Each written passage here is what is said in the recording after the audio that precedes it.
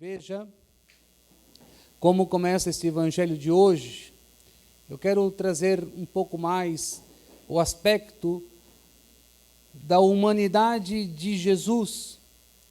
Nós sempre, ou na maioria das vezes, olhamos mais a dimensão divina, mas eu quero olhar mais agora, hoje, a dimensão mais humana de Jesus. Quando soube da morte de João Batista, Jesus partiu e foi de barco para um lugar deserto e afastado. Veja, deserto na Bíblia tem duas conotações, dois sentidos.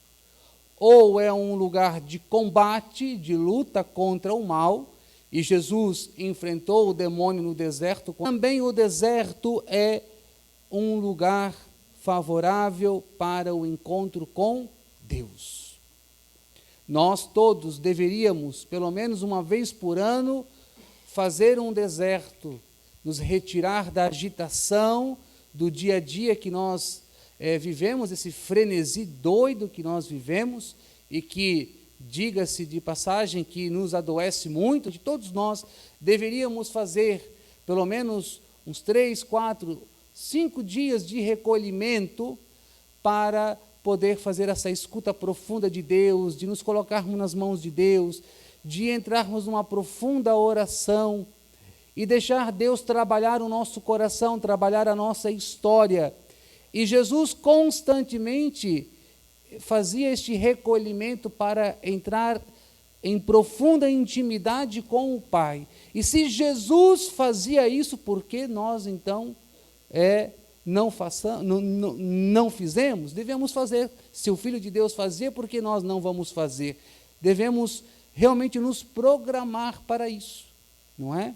Por isso a necessidade de retiros de silêncio para que consigamos fazer esse recolhimento. Agora, final do mês, nós padres aqui da Forania de Itajaí vamos para o Mosteiro Trapista em Campo Tenente. Vamos ficar lá 2, 3 dias em recolhimento, em silêncio, em oração profunda com os monges trapistas lá no Paraná, Campo Tenente.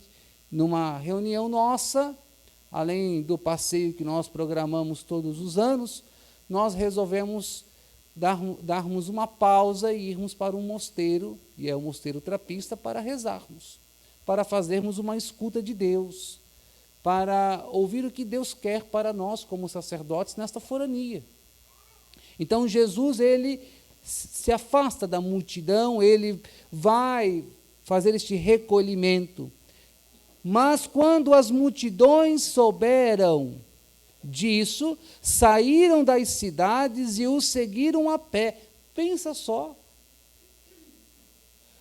Veja a sede desse povo, a vontade de ouvir Jesus, que as pessoas ali foram a pé, a multidão foi a pé ao encontro de Jesus, nem deixaram Jesus fazer seu recolhimento, nem deixaram Jesus ficar ali na solidão com o Pai. Não, eles estavam tão sedentos, tão necessitados, que eles foram a pé mesmo ao encontro de Jesus, foram achar Jesus. Ao sair da barca, Jesus viu uma grande multidão, encheu-se de compaixão por eles e curou os que estavam doentes. Veja, Jesus se compadece, Jesus se enche de compaixão. Compaixão é se colocar, é um dos sentimentos mais nobres que o ser humano pode ter, porque ter compaixão é se colocar no lugar do outro, é sentir o que o outro está sentindo. E Jesus se enche de compaixão por aquela multidão, e uma multidão, segundo o que diz o Evangelho, uma multidão doente, adoecida, machucada, ferida. E Jesus, cheio de compaixão, cura os doentes, cura os enfermos. E uma outra passagem diz que as pessoas traziam muitas pessoas doentes, e Jesus as tocava e elas ficavam curadas. E aqui a mesma coisa, Jesus as tocava certamente e elas ficavam curadas. Veja, mesmo Jesus querendo se recolher, entrar em intimidade com o Pai, ele vendo a necessidade daquela multidão, ele não hesita de rezar por elas e de curá-las. É impressionante a dedicação de Jesus. E nesses últimos tempos, eu dizia para um irmão aqui da paróquia, seu Walter, que muitos o conhecem, eu dizia, seu Walter, nós precisamos atender este povo em oração. Esse povo precisa de cura, esse povo precisa de libertação. Nós precisamos, ainda não tinha sido aberto a sala da misericórdia, eu disse, a sala da misericórdia é uma urgência que nós temos que colocar em prática, porque o povo precisa, e eu como padre, sozinho não dou conta. Humanamente falando, só eu atendendo não dá. Claro que não é só eu que atendo, tem muitos outros padres atendendo, mas eu digo, nesse quesito, mais especificamente falando, na área da libertação, é muito pesado para um padre sozinho. Se ele não tiver uma equipe de intercessão, se ele não tiver uma equipe que esteja rezando por trás dele, ali dando a retaguarda para ele espiritualmente, por meio da oração, o padre não suporta, o padre não dá conta. Ele precisa de um grupo de leigos, de pessoas que rezem por ele e ajudem ele a rezar por este povo que precisa, que é cada um de vocês. E também eu preciso de oração, é bom dizer isso, porque às vezes as pessoas acham que o padre não precisa de oração. Eu também preciso me colocar aos pés de Jesus e ter pessoas que impõem as mãos e rezem por mim, porque eu também tenho os meus combates, eu também tenho as minhas lutas. Quanto mais que eu exerço esse ministério de libertação, de cura e libertação. Então, o combate é muito grande, e se eu não tiver o apoio das pessoas, fica difícil. Então, o seu Walter imediatamente buscou articular tudo aquilo que era possível para que a sala da misericórdia fosse aberta, e graças a Deus estamos atendendo. Atendemos lá, temos aqui terça-feira na Casa da Providência, o atendimento também, que não deixa de ser uma sala da misericórdia, porque a demanda é grande. O povo está sedento, o povo precisa. Mas veja, preste atenção, o sentimento de Jesus, voltando, eu queria falar da humanidade de Jesus, Jesus humano, que se enche de compaixão. Em um outro momento, nós vemos esse mesmo Jesus chorando, quando ele sabe que seu amigo Lázaro morreu. Mas em uma outra ocasião, vemos Jesus irado por ver a hipocrisia dos mestres da lei, dos fariseus. Então, nós vemos constantemente Jesus expressando sentimentos, porque ele é verdadeiramente Deus e verdadeiramente homem. Enquanto homem, ele tem uma alma racional. Ele tem sentimentos. Ele tem emoções. Não é porque ele é Deus que ele não foi humano como nós, foi sim, exceto no pecado. Embora depois ele vai assumir os nossos pecados, as nossas dores. Por suas chagas somos curados. Graças a Deus. Mas veja, Jesus humano, um Jesus que sente, um Jesus que se move de compaixão, por isso que ele é o bom samaritano, porque é ele que ajunta-nos do chão, da beira do caminho. Aquele que está na beira do caminho, que foi espancado pelos assaltantes, é eu e você naquela parábola. Era eu e você que estávamos quase mortos por causa do pecado, e Jesus nos ajuntou do chão, a graça de Deus nos levantou, a graça de Deus nos restaurou, a graça de Deus nos deu a vida nova em Cristo. Por isso que podemos dizer aquilo que São Paulo diz: quem está em Cristo é uma nova criatura, porque a graça de Deus foi derramada sobre nós. Mais do que isso, diz a palavra, que a esperança não nos engana, porque o amor de Deus foi derramado em nossos corações pelo Espírito Santo que nos foi dado. Portanto, a graça de Deus nos alcançou, o amor de Deus nos alcançou, mesmo que nós nos sintamos constrangidos. por sermos tão amados por este Deus, sem nós merecermos, porque vai dizer o próprio São Paulo, que nós éramos inimigos de Deus por causa do pecado, mas Deus, no seu infinito amor, na sua infinita misericórdia, na sua infinita compaixão, Ele nos ama com as suas entranhas, com todas as suas forças. Ele, então, neste amor que Ele tem por nós, nos tirou do chão, como nós já lemos muitas vezes na parábola do bom samaritano, que diz que o samaritano se move de compaixão, diferentemente do sacerdote e do levita. Então, esse Deus, Jesus, que é homem também, mostra-nos algo maravilhoso. Deus nos amando com um coração humano. E todos nós, sem exceção, precisamos, porque o coração de Deus foi transpassado pela lança. Esse coração está aberto. Esse coração foi rasgado pela lança e agora ele está aberto, escancarado. E todos nós, eu e você, precisamos entrar nesta fenda, neste coração rasgado, que é o coração de Jesus, que ali jorra água e sangue, jorram amor e misericórdia, que vem lavar as nossas feridas, que vem nos libertar, que vem nos curar. Eis o remédio, o amor e a misericórdia do coração de Jesus. E esse amor, essa misericórdia é simbolizados quando o bom samaritano derrama óleo e vinho nas feridas daquele que estava na beira do caminho quase morto. Então nós temos que entrar neste coração, porque eu entendo assim. Você nunca vai ler isso é uma interpretação minha. Eu vejo o coração de Jesus, aquela hospedaria, que aquele bom samaritano levou aquele homem.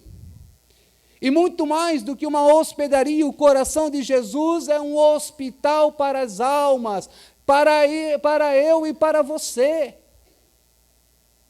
Então nós temos que entrar neste coração, nós temos que nos unir a este coração, nós temos que nos deixar ser amados por este coração, e devemos nos apaixonar por este coração, servir este coração, nos dedicar por este coração, pelo reino do coração de Jesus. E aí, à medida que vamos nos deixando ser tocados por esta presença amorosa e misericordiosa, não tenho dúvida que nós seremos curados, que nós seremos libertos de todos os males. E muito mais do que isso, vamos ganhar a graça do céu. E é Ele, é Jesus que nos alimenta. Como aqui, que nós acabamos de ouvir a multiplicação dos pães. Aqui é teologicamente, alguns dizem que foi partilha, outros dizem que foi milagre. Eu creio no milagre. Porque, veja, antes de Jesus fazer a multiplicação, Ele cura os doentes. Se Ele curou os doentes, não sei quais todas as doenças que aquelas pessoas tinham, mas o fato é que Ele as curou.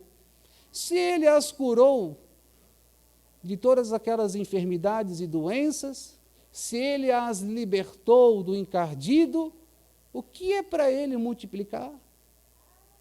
Multiplicar 5 pães e 2 peixinhos? Ele é Deus. Claro, Ele pode instigar sim a partilha, Ele pode instigar a fraternidade, claro que Ele pode. Ele encantava as pessoas com a sua pregação, diz a palavra, as pessoas ficavam maravilhadas. Mas eu creio no milagre, eu creio. Há quem vai discordar, não tem problema. Eu creio no milagre. E veja que interessante, vai dizer que depois da multiplicação sobrou 12 cestos. O que isso significa, padre? Significa que Deus deu à sua igreja todo o alimento necessário para nós. A abundância de alimentos.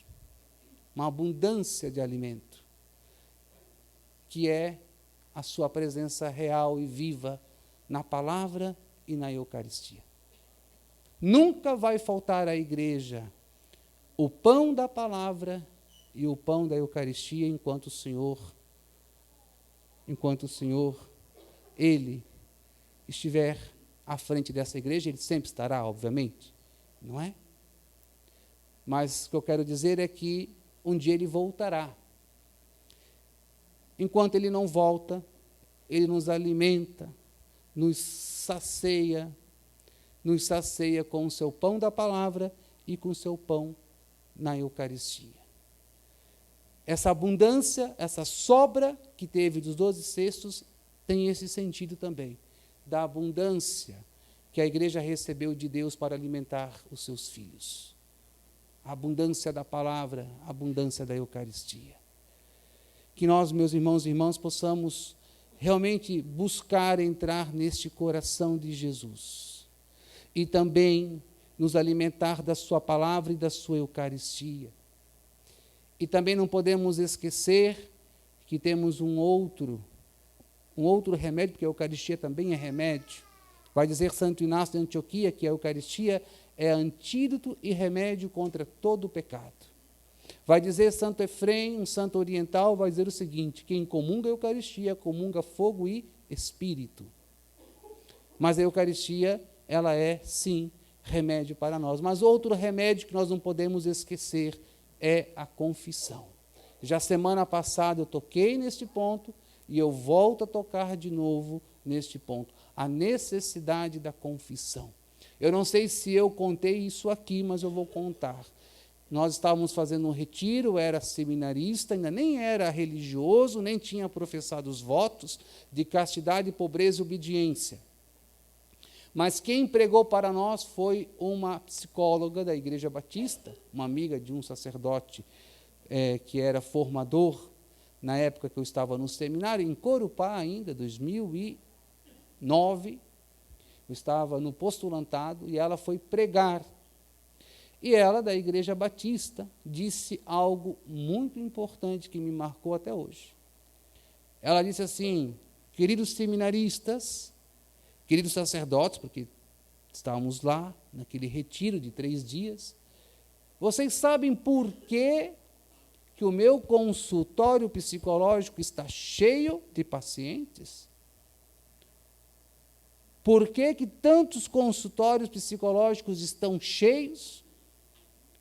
É porque as pessoas deixaram de procurar a confissão.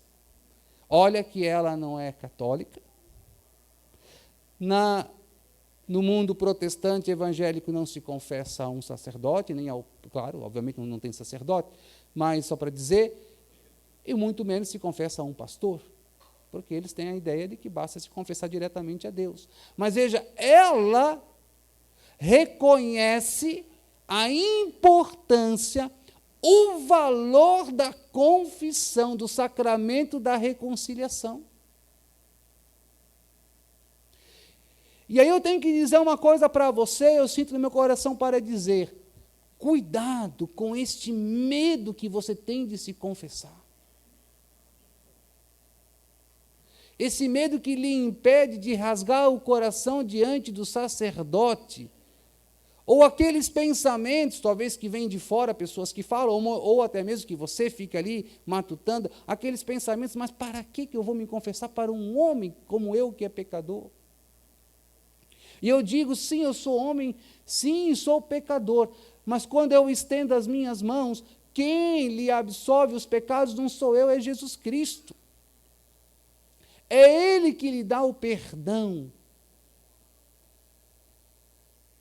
E vou dizer mais uma coisa que é importante, porque eu já fiz isso. Nós temos mania de ir pulando de sacerdote em sacerdote. Principalmente aqueles que se confessam toda semana. Então, um dia eles estão na paróquia São Cristóvão, outro dia estão lá na paróquia São Vicente, outro dia estão lá no Santíssimo, outro dia estão lá no São João, outro dia estão lá no Dom Bosco. Vão fazendo rodízio na cidade. Só que tem um detalhe. Você faz isso porque tem vergonha dos seus pecados. Faça a experiência que eu já fiz. eu vou voltar no mesmo sacerdote e vou passar vergonha para me converter, tomar vergonha na cara. Foi fácil? Não foi, mas eu fui de novo. Lá fui eu, por Deus, cheguei na porta do formador, do padre, eu ia bater, virei as costas. Semana anterior, eu tinha ido me confessar com ele. Passou, teve o trabalho, tomei banho antes da missa. Não.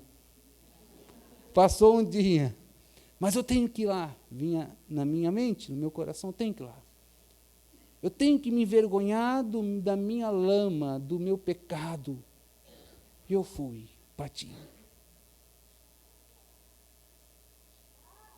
Me humilhei. Então nós temos que nos humilhar diante de Deus, diante do sacerdote, não ter medo. Essa homilia nem nos dá essa direção para falar do sacramento da reconciliação, mas as coisas convergiram aqui que cheguei a esse ponto e sinto que Deus quer falar isso para você. Então, o processo de libertação começa por uma boa confissão, mas não é ir de qualquer jeito para o sacerdote. Procure na internet ou peça aqui para os servos um exame de consciência, faça, leia, anote os seus pecados, depois vá se confessar. Faça uma confissão geral desde a sua infância, mas faça uma limpeza geral. Não deixe nada para trás, não tenha medo. O sacerdote não vai ficar lembrando do seu pecado, não vai depois olhar para você com cara feia porque você falou isso ou aquilo, não. É uma alegria receber você, dar a você a graça do perdão, então venha. Ou procure um outro sacerdote que você se sinta mais confortável. Mas não deixe passar muito tempo a confissão, não deixe ficar anos, como eu já conheci pessoas. E aí eu vou concluir essa homilia, para não tomar muito tempo, veja. Às vezes as pessoas elas têm uma ideia muito magicista do exorcismo. Eu tenho que dizer isso aqui. Eu tenho que procurar um padre exorcista para rezar por mim, que eu vou ser liberta. Vou ser liberto. Meu irmão, minha irmã, primeiro a libertação começa pela escuta da palavra. A fé entra pelos ouvidos, pela pregação de São Paulo. Aqui já está acontecendo a libertação pela pregação da palavra. Porque a palavra ela é viva e eficaz. É o próprio Cristo. Eucaristia. Mas muito mais importante do que uma oração de exorcismo é uma boa confissão. Porque a confissão, além de te tirar das agarras de Satanás, ela te limpa de todo pecado. Depois, sim, devoção a Nossa Senhora, rezar o terço, o rosário, rezar orações de libertação, existem orações de autocura, você pode fazer de autocura e de autolibertação diante do Santíssimo, ler a palavra de Deus, tantas outras coisas, tantas outras realidades, tantos outros remédios que vão nos ajudar nesse processo de libertação. Mas sem confissão não vai acontecer. Você está entendendo? Eu preciso instruir vocês nessa necessidade do sacramento da confissão. Muita gente adoece por causa dos seus pecados. A raiz não é física, a raiz não é emocional, a raiz é espiritual. Dona Onélia, alguém me contava, ela disse, filha, na simplicidade dela, joga fora esse lixo que está no teu coração. Ela estava com câncer.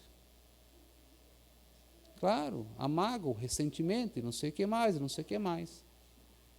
Não sei quanto tempo depois ela voltou, essa mulher, curada, sem câncer. Daí diz que a dona Nélia disse, você jogou fora o lixo que estava aí dentro, né, minha filha? E joguei, dona Nélia. Então, veja, muitas vezes a raiz é espiritual. Claro que também toca-nos no emocional, porque não somos gavetinhas, agora eu abro o emocional, fecho o emocional. Abro o espiritual, fecho o espiritual. Agora eu fecho o espiritual, vou abrir a minha dimensão fisiológica. Não, nós somos essa trialidade na unidade, na unicidade. Trialidade na unicidade. Somos um único ser com essas realidades físicas, psíquica e espiritual. Então, a física me coloca nessa realidade com o mundo. O psiquismo me dá a possibilidade de me relacionar com os outros, tomar consciência dos outros, tomar consciência do mundo, também tomar consciência de Deus, consciência de mim. E o espiritual que me abre para o transcendente, para o totalmente outro, o divino, Deus. Então, que nós nos abramos para uma confissão sincera e verdadeira, para jogar para fora todo o lixo e nos alimentar, assim, daquilo que Deus quer nos oferecer, que é o pão da palavra e o pão da Eucaristia. Louvado seja nosso Senhor Jesus Cristo.